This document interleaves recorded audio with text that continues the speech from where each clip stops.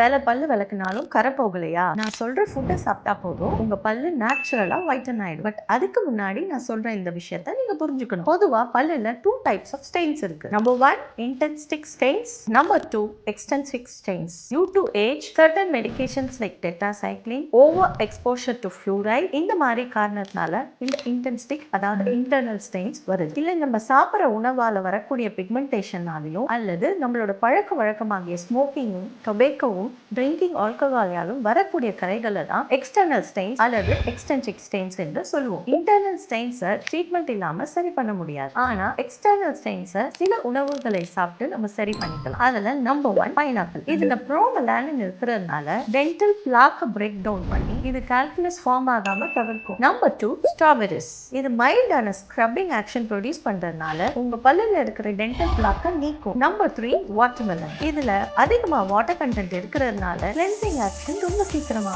நடந்துரும். என்ன டாக்டர் எல்லாம் ஃப்ரூட்ஸாவே சொல்றீங்க அப்படின்னு யோசிச்சீங்கன்னா இப்போ நான் சொல்ல போறது உங்களுக்கு ரொம்ப பிடிக்கும். Number 4 cheese. இதை நீங்க சாப்பிடும்போது ஆசிட் கண்டென்ட்டை நியூட்ரலைஸ் பண்ணி சலைவா கண்டென்ட்டை இன்க்ரீஸ் பண்ணும். இதனால ஸ்டெயின் ஃபார்ம் ஆகுறது ஓரளவுக்கு ப்ரிவென்ட் பண்ணுது. மறந்துடாதீங்க, இது எல்லாமே ஹெல்பிங் எய்ட்ஸ் தானே தவிர ட்ரீட்மெண்ட் ஆப்ஷனோ ஆல்டர்னேட் சொல்யூஷனோ கிடையாது. ஸோ ஒரு பாயிண்ட்டுக்கு மேல போனா சமத்தா டாக்டரை போய் பாருங்க.